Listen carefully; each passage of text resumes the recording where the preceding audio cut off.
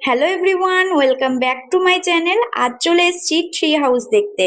এটা কলকাতা থেকে মাত্র 3 ঘন্টা দূরে অবস্থিত। চাইলে তোমরা এখানে একদিনে এসে ঘুরেও চলে যেতে পারো, অথবা এখানে এসে রুম ভাড়া নিয়েও থাকতে পারো।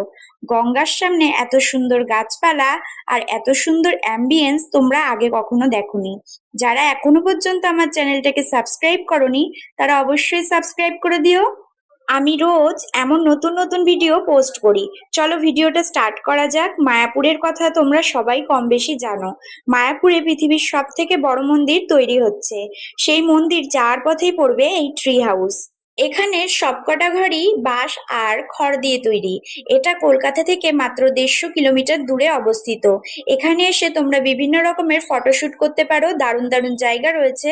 তোমরা 12টার পর যে কোনো টাইমে এখানে চেকিং করতে পারো। আর চেক আউটের সময় পরের দিন সকাল 11টা।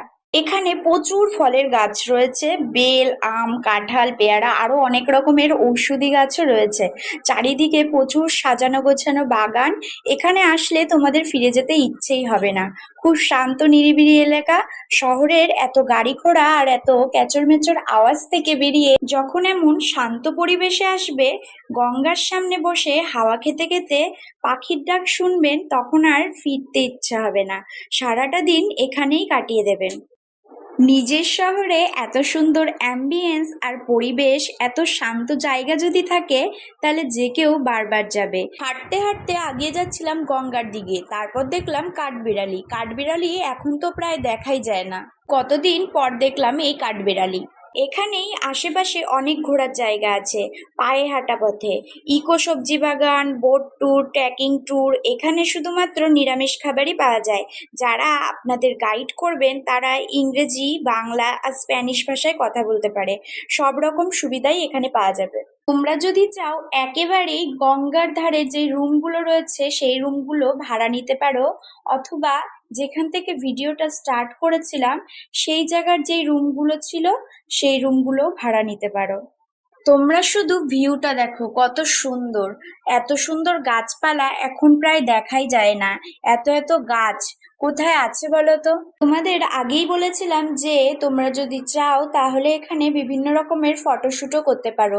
তবে এখানের ম্যানেজারের সাথে আগে সেটা নিয়ে ডিসকাস করে নিও।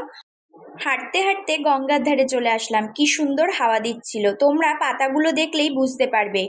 গঙ্গার ধারে অনেক গাছের তলায় এমন বসার জায়গা রয়েছে, যেখানে তুমি তোমার বান্ধবী, বন্ধু বা প্রিয় মানুষের সাথে গিয়ে সময় কাটাতেই পারো।